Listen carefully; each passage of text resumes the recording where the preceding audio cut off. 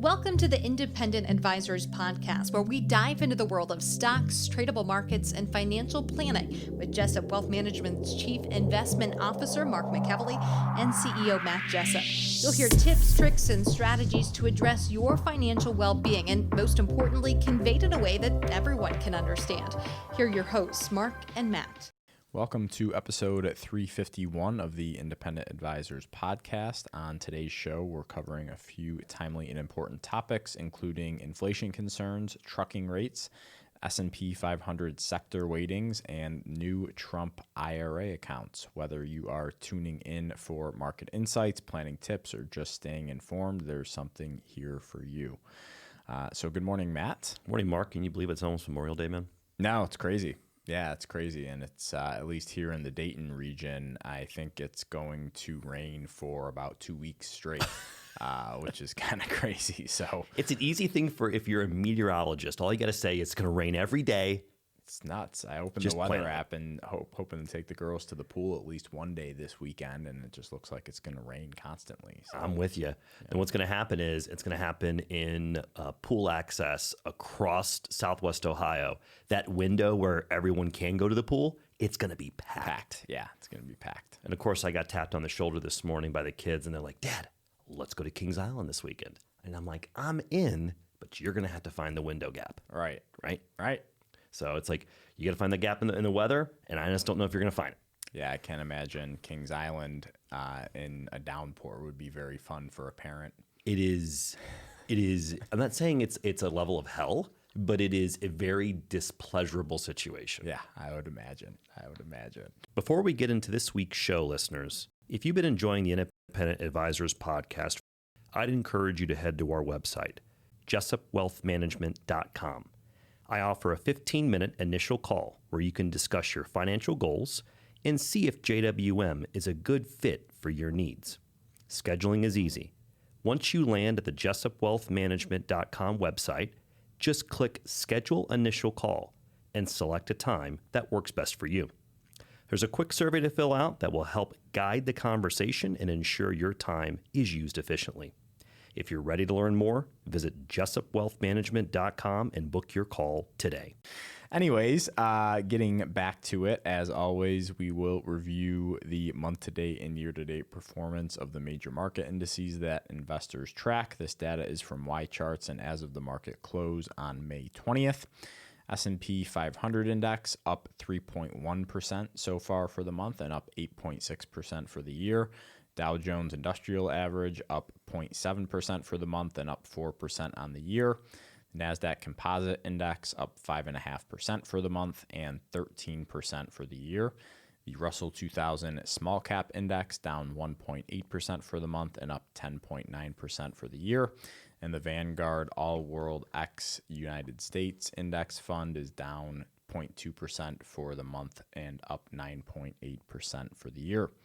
3-month Treasury rate at 3.65%, the 2-year at 4.04%, and the 10-year at 4.57%, which we'll talk about a little bit more here shortly. So, I mean, if you would have said a five handle on 10 years, I would have not even reacted to that. Yeah, it wouldn't have been very surprising, and we're actually really not that far away from that. And with the way things are going and the direction things are going, it wouldn't surprise me if we were there sooner rather than later. Agreed. Which kind of leads us right into our big headlines and current events for the week.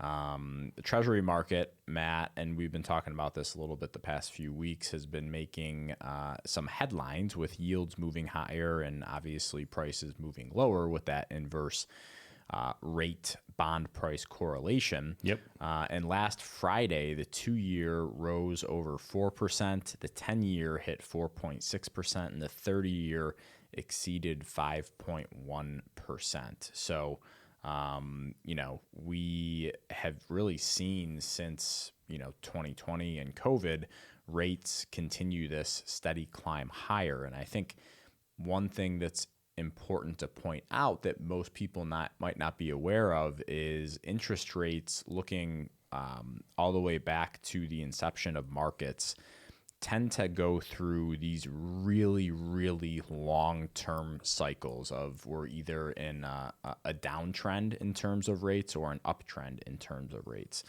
And we really have been in this prolonged period of a downtrend in rates since late 1970s, early 1980s. Yeah, I mean, they had a period of strength there in the late 90s with the internet boom, right? And the economic strength we had, and it came right back down. It was short. It was right? short. And if you just pull up a chart of, the 10-year U.S. Treasury, it's been pretty clear that up until 2020, rates have been steadily falling. Yeah, I mean, you could get mid-double digits in the early 80s, Right. late 70s.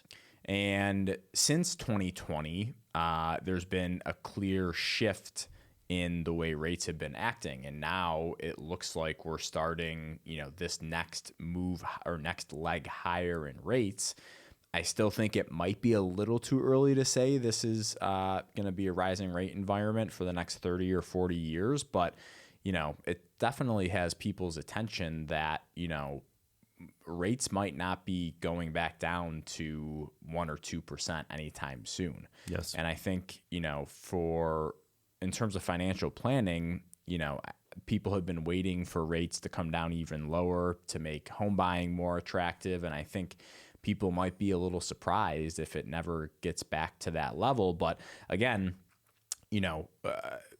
we have not been in the industry or managed money when we've been in a rising rate environment, a long-term rising rate environment, right? And I would argue most people in our industry have not managed money because, like I said, it's really been since the early 1980s where we've had a steady trend of falling rates. So I just think it's going to be really interesting to see how this all pans out, and I'm not ruling out that this could be a fake out and rates roll back over, inflation starts to come back down. But with the way TIPS are acting relative to nominal treasuries, so Treasury inflation protected securities, they are outperforming. They usually outperform during times of inflationary environments, rising rates. You have oil spiking, you have commodities performing really well, and all of that stuff is kind of indicative of us being in a higher rate environment. I think it's well said. And here's my case on this. There are ways to invest and take advantage of that environment. It's not as if rising rates are a death nail for the stock market, right? And the bond market might be a different conversation. Well said. And I think this is an important delineation to discuss, because I think you will see, if rates continue higher, tons of clickbait, and everyone's going to come out of the woodwork saying higher rates are going to be the thing that brings the equity markets down. Could it? Yes. And we've talked about the contagion effect of some of these lower interest rate countries like Japan and how that's had the effects on the markets. If you've been a regular podcast listener, we talked about that recently. But my message is, don't sit there and assume automatically that higher rates means the stock market's going to be bad. And in fact, I have a piece that discusses that in a little bit. Okay, well, we'll save it for then. Next, Nextera Energy and Dominion Energy announced a all-stock merger. This was back on May 18th. Obviously pending approvals, but the combined entity would produce about 7 to 8% of the nation's electricity output. So this could take 12 to 18 months. Not a formal recommendation for or against those two names. Dominion got an initial pop off of the news, but yeah, interesting. I find it interesting. We're starting to stir the pot again of M&A just in general, M&A being mergers and acquisitions for newer listeners. And, you could see more of this, right? And it tends to be good for the stock market, just in general. It's a generalized statement. I love M&A headlines. It gets people going. It gets me going. Yeah, I think IPOs are on track to surpass the past several years of companies going public. And it was just announced that SpaceX has filed to go public. Yeah, I saw that. At some point later this year. So yeah, a lot of activity going on right now, which we haven't seen quite a bit as much of since really like 2020, right? Well said. Lastly, Trump's visit to China was a relative non-event for the markets, and it's at least for right now on the calendar for Xi to come over to the U.S. for a state visit at some point later this year. Yeah, I think they're talking about September-ish. Yeah. Moving on to tweets, articles, and research from this week. The first thing I had was a post on X from James Lavish on May 13th. Jenna will put this up on the YouTube video. It'll be in our show notes. But what he posted, Matt, was a chart of U.S. inflation comparing the 1970s to today. And usually I don't love these types of charts because I think it's easy for people to manipulate them and try to overfit saying, hey, this is what happened 30 years ago. This is what's going to happen Find a certain now. data set that fits the narrative. I just thought it was really interesting how closely this inflation cycle is mirroring the 1970s, where people thought, in 1974, 75, the worst of inflation was over because it came down for a couple of years and then it ramped right back up a couple of years later. And I don't want to rehash everything that I just talked about with rates a couple moments ago, but everything I just said is leading me to believe that this is a potential scenario that could play out where we could get another few years of heightened inflation. That is extremely well said. And if you even dig just a tad bit deeper, the reason was cornered with oil was one of the primary reasons for that secondary spike in what's happening right now. Oil spiking. So that's the concern and the credence that this type of data set provides. And if you are a market participant right now, the solace you have to help you sleep better at night is the motivation of politicians. What do politicians love? They love to get reelected. Yeah. And let's just call it for what it is. This is a bipartisan statement. If oil prices are sustained going into the midterms, the incumbent is not going to be helped by that data. No. That's a fact, Jack. We got to bring that back.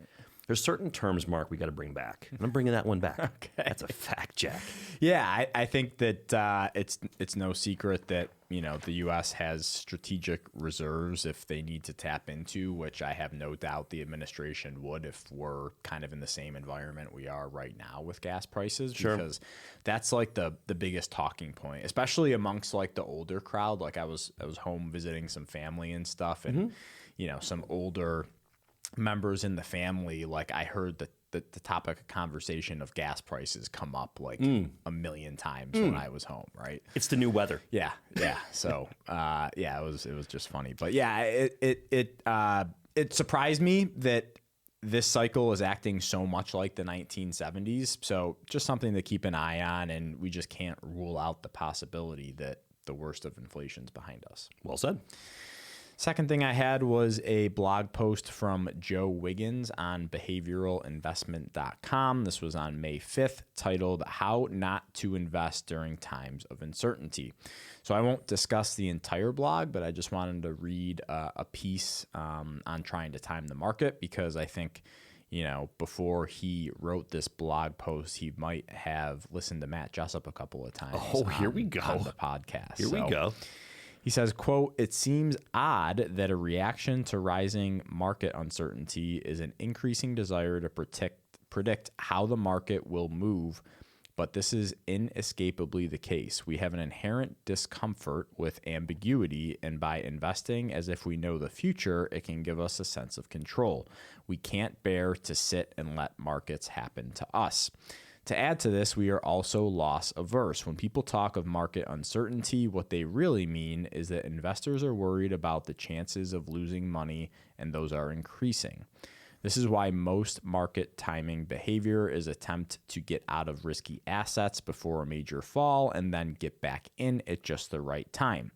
Trying to invest in such a fashion is a sure route to bad outcomes. Not only is the chance of us getting the initial timing correct incredibly low, but even if we are right, we then need to keep making similar decisions, getting in and getting back out again.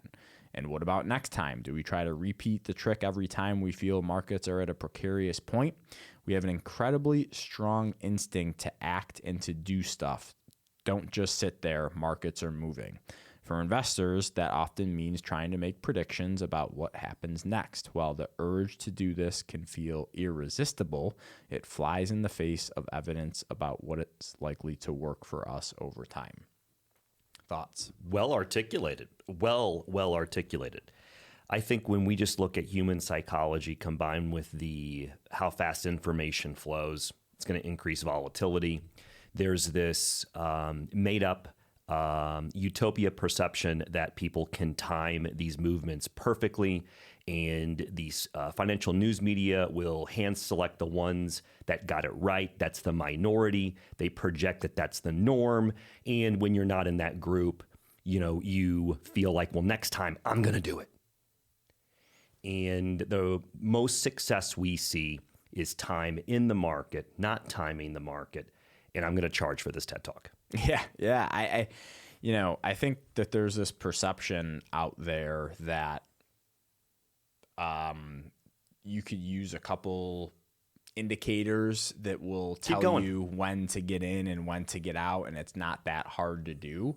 And markets have a funny way of humbling you really quickly. And just because maybe a couple indicators have worked the past 5 or 10 times they've fired, keep going, doesn't mean it's going to work into the future. And we see this over and over and over again, that there is no black box that is going to tell you exactly when to get in and exactly when to get out. So this is something that I think is a very, very hard thing to do for most of us, especially in this country, is just sit on our hands. But a lot of the times that's the best decision to make. Here's my really hot take, if you want to go down the road even further. Sure. Generally speaking, the more that people invest in a similar way, doing something different presents a lot more opportunities. And I know I'm saying that very simplistic to begin. So let's talk about some of the themes that are happening right now in the market the past couple of decades. Passive investing has become more popular, right? And then as of late, more computer-driven trading. The issues with these factors is as more money follows specific strategies, you're eliminating a lot of the advantage that they had previously. And what I'm getting to is, and this is going to sound self-serving, and then I'm talking my own book, but I truly believe in what I'm about to say. I really feel that we are getting more and more into an active managers market. There's not a lot of them out there, and the more that people are huddling into similar strategies, I truly feel it is going to continue to create tremendous opportunities for active managers. Yeah, I think the past couple of months have been a perfect example of that. And really, tech has been, I believe, don't quote me on this, the only sector that's outperformed the S&P 500 over the past 2 months, I want to say. Mm-hmm. And what's the reason for that? Semiconductors. Semiconductors have been on fire since the market bottom in, what was it, April or March or whatever? March 30th, 31st-ish. And if you haven't owned those names, you're probably not doing as well, right? Correct. And your account probably hasn't recovered as quickly as other accounts that have exposure to tech and specifically semiconductors. And that's one of the benefits of being an active manager. So. Yeah. I'm glad you picked that piece. Yeah. That was a good one, Mark. Last thing I had was a post on X from Rob Anderson, who's a CFA. This was on May 4th. Jenna will throw this chart up on the YouTube video and in our show notes. So he says, along with renewed strength from technology, weakness from financials and healthcare have been reestablished since the start of the war. Healthcare's weight in the S&P 500 is now the lowest since 1994, while financials is the lowest since 2009. Tech is less than 1% below its record high. Not a whole lot more to add here, Matt. I just thought it was interesting. And to me, I kind of like look at this as like a stock that's overvalued or undervalued, or people perceive them to be.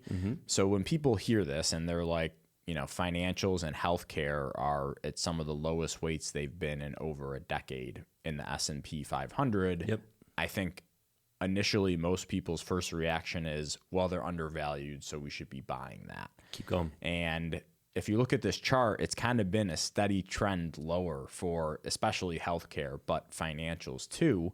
And just because these sectors are becoming a smaller and smaller percentage of the S&P 500 doesn't automatically mean you should be going out and buying those. Correct. I'm not saying they can't, jump up in percentage of the S&P going forward, but it's not an automatic buy signal. And I think, healthcare has been beaten down for so long for a reason, right? Yeah. There's a reason why people aren't buying and holding these companies like they once used to. It's just been a heavy growth, techie-oriented environment for nearly 2 decades now. I think investors are going out there and they're looking for companies with strong balance sheets with above average earnings growth. And for the most part, you're not going to find it in the sectors that you mentioned. And it's not that they're bad companies, but money has a good way of seeking out good places to make home. And at the end of the day, investors are looking for companies that are growing earnings above the average. Now, you will have rotations, and you talk about this quite often. Sector rotations are the lifeblood of what, Mark? The market. And when you look at the rest of the year, tech has been on fire the last couple of months. So what's going to happen is at some point here in the near future, 0 to 6 months, it's a very generic statement, tech's going to go through a rough patch. And just as you indicated, let's just take healthcare as a hypothetical example. It could come back into vogue, right? It's the temporary, value at that point. And then the issue is that's happened countless times over the past decade. And eventually investors wake up in the next earnings season and realize, oh yeah, that tech company is growing earnings at double, triple what this healthcare name is. I think I'll go back into that. Yeah. And that's in a very simplistic example, but it gives our listeners and viewers, like, why is that happening? And very simplistically, that's why. Yeah. Agreed. Couldn't agree more. So I will turn it over to you. We wanted to take a minute and tell you about a service we personally use and trust, LifeLock by Norton. With everything we do online these days, protecting your identity and personal information is more important than ever. That's why we've partnered with LifeLock, a leader in the identity theft protection industry. Their mission is to empower people to live their digital lives safely, offering tools to help protect you and your family from threats like identity theft, cybercrime, and fraud. They combine advanced technology with 24/7 support to keep your information safer in today's connected world. We use it ourselves, and we think it's a valuable tool for anyone looking to add an extra layer of protection. If you're interested in checking it out, you can use our special link to get a discounted rate. As a heads up, we do receive a percentage of compensation if you sign up using our link, but we partnered with LifeLock because we believe in what they offer. To learn more and get the deal, just head to jessupwealthmanagement.com/LifeLock. All right, great piece to start off with. This is from Lance Roberts, Mark, on May 20th. This is what Lance said. He goes, there's been a lot of hand-wringing as of late, suggesting that higher U.S. bond yields are the death knell to the market. Two things. There's no fixed relationships between bond yields and equity returns. I want to say it again for those in the back who are holding popcorn and peanuts. There is no fixed relationship between bond yields and equity returns. Their correlation changes over time, driven by inflation dynamics, rate expectations, and shifts in credit risk. How well was that articulated, Mark? It was great, and I'm going to pull something else up here really quickly to back that up and just give listeners a couple periods where we have been in a rising rate environment and stocks have continued to do well, because I came across that. And listeners, this recently. is an important topic. Because if Mark McEvely is correct about this potential scenario, which I 100% agree with him that this is a potential outcome, you will see financial headlines. They will cherry pick the cats that are very much against this, who feel that stock prices cannot do well in these types of interest rate environments. And they're going to put them on the articles that are front pages on these financial sites, and they're going to put them on the financial news media. Yeah. So a couple examples. So again, this is just me really quickly looking at the chart. So it's not going to be perfect, but from, let's say, mid 2012 until the beginning of 2014, 10-year yield was rising and stocks were up 53%, S&P 500 that is. Roughly late 2016 to the end of 2018, 10-year yield was rising, stocks were up, S&P 28%. 2020 through 2024-ish, 10-year yield was rising. S&P 500 was up 52%. So, it hasn't really been in the not too recent past where we've seen this happen. So I don't see a reason why this can't continue to happen. Now, I think what we were talking about earlier is it might cause some sector rotation. I think there's some other sectors that could be better performers during a higher rate environment, but by no means does a higher 10-year yield mean that stocks have to crash. Well said. His second point that Lance had, Mark, is, quote, yields have normalized from the abnormally low levels of the pandemic, and a 4 to 5% debt service remains very manageable given the earnings and profit margins we have seen as of late. Now, Jenna's going to put up this chart for our YouTube viewers. This chart will be in our show notes on all of our major social media sites for Jessup Wealth Management, sites like LinkedIn, Facebook, X, etc.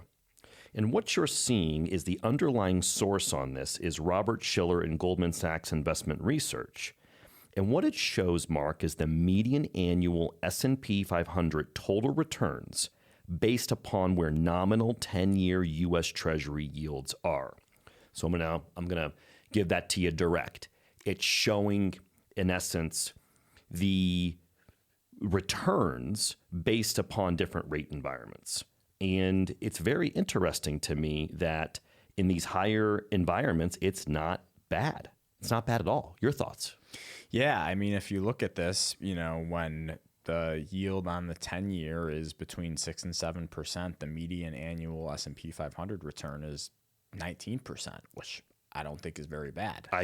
No, I mean, when the yield's greater than 8%, the median returns in stocks is 19%. So, I think it's pretty clear that there is no positive correlation between stock prices and yields. Of course, it could look that way. Of course, we could have a bad year, but looking back at the data, it's not very clear that this is going to be indicative of a weak time for stocks moving forward.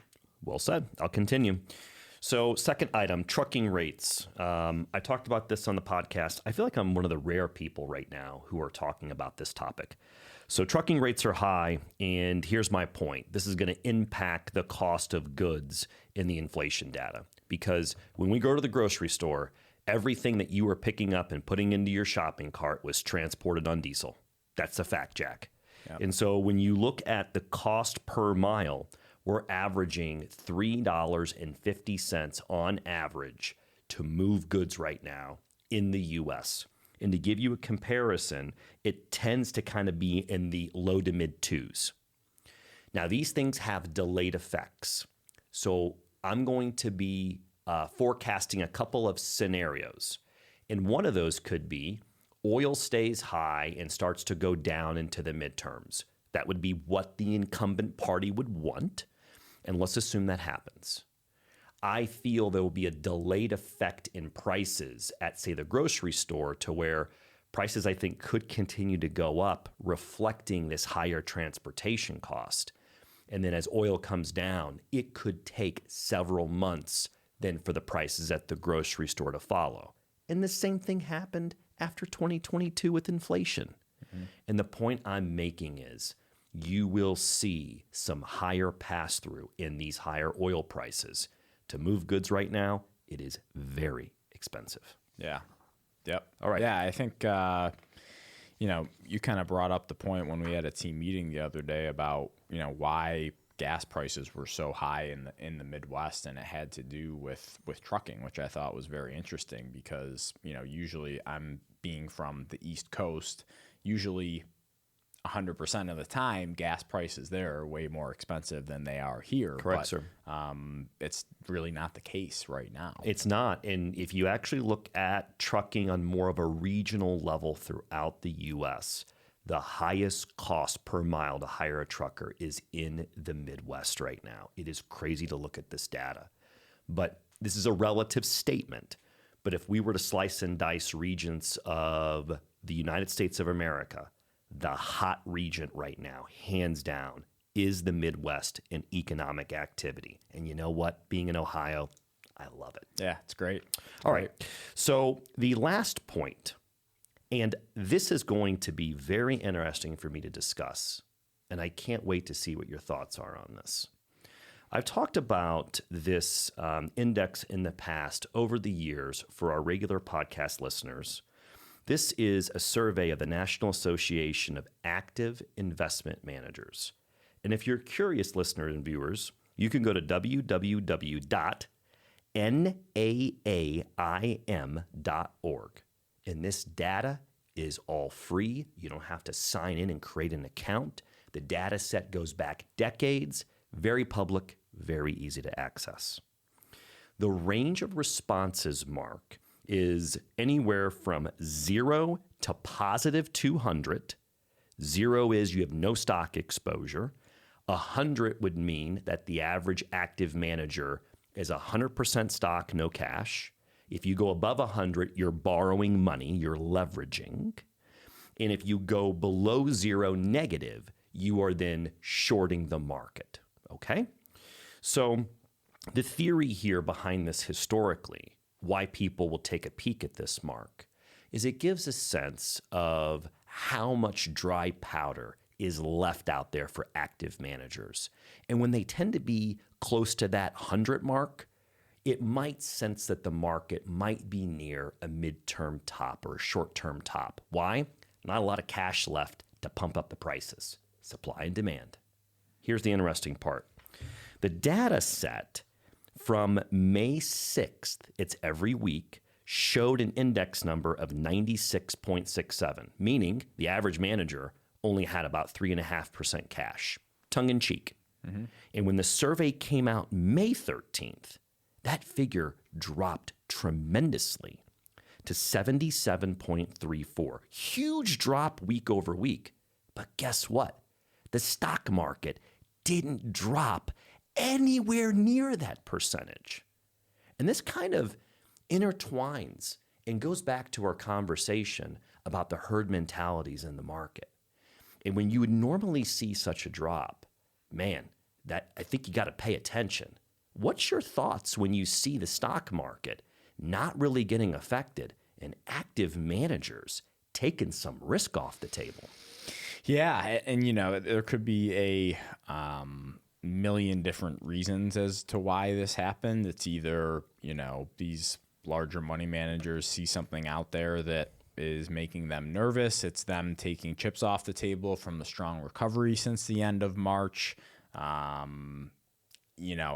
don't know, but obviously it hasn't affected the stocks market yet, right? So I think it's another good example that, the big money managers aren't necessarily right 100% of the time. Sure. And even, these institutional money managers can get spooked from now and then. Yeah. But yeah, it's interesting that we don't usually see that big of a drop in exposure to stocks without a corresponding pullback. Well said. And I think, another thing that I saw yesterday was, we're, as of yesterday, I think before the market opened yesterday on May 20th, we were about 2.2% below the all-time high set just a few trading days ago, right? Yes. And usually when you get a pullback in stocks, you get a little bit of a spike in volatility, or the VIX index. Correct. And what's interesting about this mini little pullback that we've gotten so far is volatility really hasn't ticked up a lot at all. So reading this data made me think of that's just kind of interesting to me, that the sell-off hasn't been stronger, I guess, than it is. I think it goes to show you that for many, many years, the public stock market, the public equity markets, and I'm saying this in comparison to private equity, has not been a loved asset class, just in general. And I feel like stocks have been carrying this volatility, discount that's been associated with them. But guess what? There's something to be said about an asset class that has daily liquidity, and private equity is finding that out the hard way. Secondarily, the balance sheets, the stock buybacks, the earnings growth. And I think all of a sudden, the stock market and the public markets are starting to get not the respect they deserve, but more respect than they have received in quite a long time. Mm-hmm. Yeah, simple is good. Simple, I think, a lot of times has a negative connotation with, dumb or not smart enough to be involved in these hedge fund strategies and illiquid market strategies. But simple a lot of the times wins in the long run. It's well said. Before we invite the one and only Taylor Ledbetter to talk about the financial planning topic of the week, I know she's got a great topic here for listeners and viewers. I saw in the notes that she's going to talk about new Trump IRA accounts. Before you step away, Mark, any other thoughts you have for listeners and viewers? No, I don't think so. We're kind of at the tail end of earnings season here, so really hasn't been too volatile of an earnings season. Obviously, not to the downside. I think earnings surprised a lot of people and brought the market and investor focus back to what drives stock prices, at least for the time being.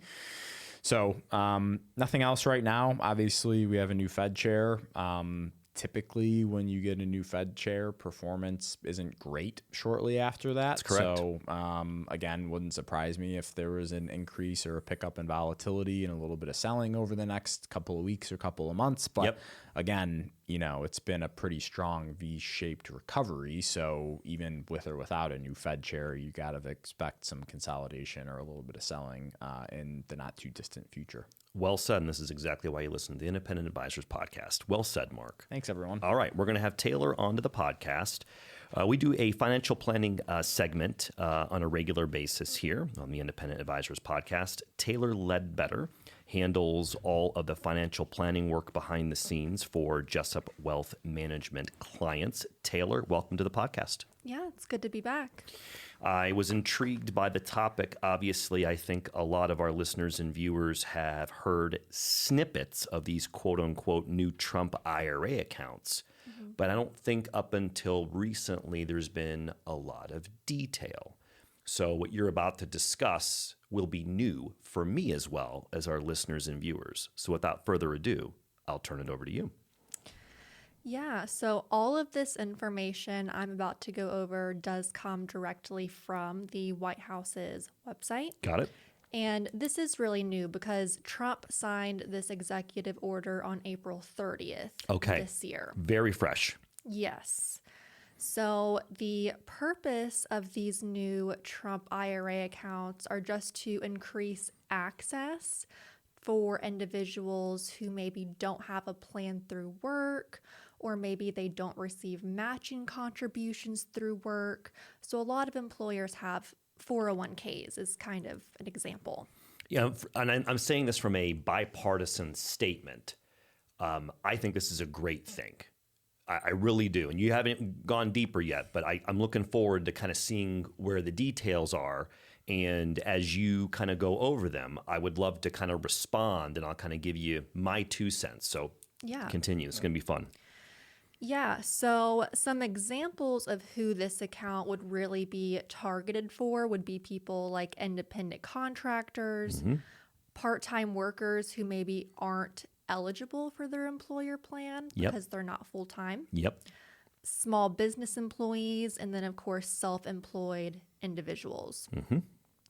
So right now, there's roughly 41 million American workers between the ages of 18 and 65 Yes. that don't have any access to an employer-provided retirement plan.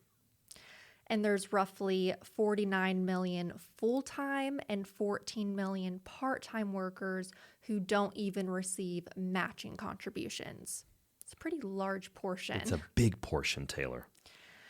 So what makes these Trump IRA accounts different from regular traditional IRAs is that these Trump IRA accounts will receive a match from the federal government. That's a big deal. Yeah, I mean, anybody, as long as you have earned income, anybody can open up a traditional IRA, but of course you don't receive matching contributions on that. Yes. So the matching program, it's going to be called the Federal Savers Match Program. Okay. And basically the government is going to match 50% on the first $2,000 of your contributions annually. That's tremendous. Yeah, that makes a big difference. So if we, have an individual that is, willing to make that sacrifice and save $2,000, here's the way that I like to frame it. Even if you sit it in the money market or whatever the most conservative investment option is, in year one, you got yourself a 50% rate of return on that $2,000 contribution Yeah. with the match. If you view it through that lens, where else are you going to get a 50% rate of return? Not in a money market or Not in a money CD. market. Yeah. And I know that's kind of a slanted way to look at it, but that's a way to get people motivated to start the process. And once they start that process, they tend to continue it. Continue, Taylor. Yeah. Yeah, and with this account, there are going to be phase-out ranges based on an individual's MAGI or modified adjusted gross income. So if you are a single filer, that phase-out is $20,500 to $35,500. Okay. If you are an HOH filer, it is $30,750 to $53,250. And then if you are married filing joint, that phase out is 41 grand to 71 grand. Got it. So this means if your income exceeds these amounts, you're not eligible to contribute or participate in this account. My initial reaction is anytime there's policy on different topics, you tend to have the discussion of what we call the donut hole, which are individuals that kind of just get missed for whatever reason and topic we're on. And I could argue the target demographic on this specific topic have been in the donut hole, right? They really haven't had access. They obviously haven't had a match in the target market you're discussing, as well as the income ranges. I think it's a good design to try to target those that haven't had this exposure before. Yeah. I wonder what percentage of the population, or I guess working Americans, this is really going to affect. It would be neat to kind of, it'll take time, but it'd be neat to kind of look back in 5 or 10 years and see who benefited from this, right? What percentage, when they started, did they continue to contribute? I would be just fascinated to see what this looks like down the road. Yeah, I'm sure we will have data come out at some point about that. Absolutely. So other than those income thresholds I just mentioned, there's really only a few other requirements to participate in this account. So you have to be at least 18 years old. Okay. You cannot be claimed as a dependent on another person's return. That makes sense. Otherwise, there would be a bunch of children who would be taking full advantage of the 50% match up to 2,000, right? Right. And you cannot be a full-time student. So those are the only requirements as of right now.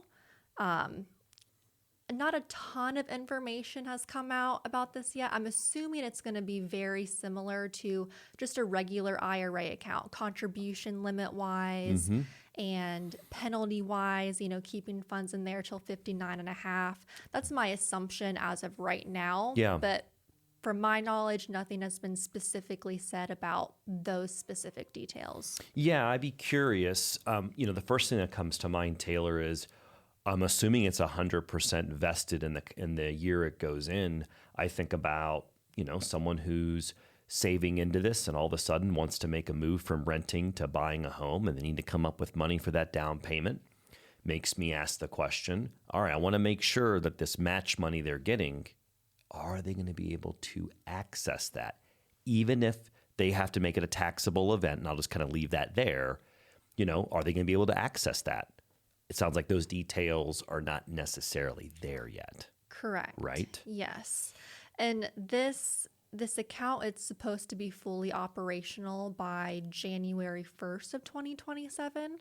So really not that far away. No, it's not. My 2 cents is I am intrigued by the creativity that this is trying to address. And I welcome, no matter what party is in office, and I say that because it has the word Trump in the name, right? And I want to be careful. And I don't care who's in office, I welcome continued innovation on ways to encourage individuals to be saving. And this is just another way that's targeting a certain demographic that I'm all for it. Just want to throw that out there. Yep. From the matching contributions alone and just what we know so far, I think it sounds like a better option than just a traditional IRA. Yeah. And I'm sure, too, the investment fund options are going to be somewhat limited. Yes. But I do know that the funds that will be offered do have to have a low administration cost of no more than 0.15%. So that's another perk. Yeah, my guess is it's going to look and feel like the TSP or the thrift savings plan that is available to government workers. I bet you, if I were kind of speculating, they're going to try to piggyback off of that system to administer this. I'm speculating. Yeah. But I have a feeling it's going to look and feel like the TSP. Very simplistic options. The C fund, which is the common stock fund, also kind of loosely known as the S&P 500 index. The S fund, the small cap fund, loosely against the Russell 2000 as an example. I have a feeling it's going to be somewhat like that, but as you indicated, we got to wait for the full details to come out. Right. And when they are, I know you'll come back on the podcast and convey that. Yeah, I mean, I'll definitely talk about this again before we get to that January 1st mark. Yeah. Because, again, there's just some details that I would like to know more about, and we can convey that on the podcast. Great job, Taylor. I want to reiterate to our listeners and viewers, even if you're not an active Jessup Wealth Management client, feel free to reach out to Taylor with questions. You might have a question that is insightful, and she can make it a topic on a future podcast. So thank you, Taylor. Yeah, you're welcome. We will leave it there for the episode here, 351 of the Independent Advisors podcast. Catch us next week for episode 352.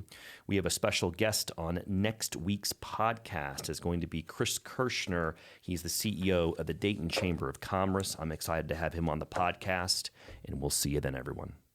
Thank you for listening to the Independent Advisors podcast. If you're interested in hearing more, hit the subscribe button so you can be notified every time a new episode gets released. Feel free to share with friends, family, and follow us on Facebook, Twitter, LinkedIn, and X. Mark and Matt will continue to share beneficial information on these social media sites. Also, check out the podcast tab on their website. That's www.jessupwealthmanagement.com. There you'll find links to every episode of the Independent Advisors. Have questions or topics you want to discuss on the show? Send an email with the words questions and topics in the subject line to inquiries@jessupwealthmanagement.com. We'll talk about it right here on the podcast. Certain sections of this commentary may contain forward-looking statements based on reasonable expectations, estimates, projections, and assumptions. Forward-looking statements are not guarantees of future performance and involve certain risks and uncertainties which are difficult to predict. All indices are unmanaged and are not available for direct investment by the public. Past performance is not indicative of future results. This podcast is provided for general informational purposes only and does not constitute either tax, legal, or financial advice. Although we do go to great lengths to make sure our information is accurate and useful, we recommend you consult a tax preparer, professional tax advisor, financial advisor, or lawyer regarding your specific circumstances. Investing involves risk, including the loss of principal. No strategy can guarantee any objective or goal will be achieved.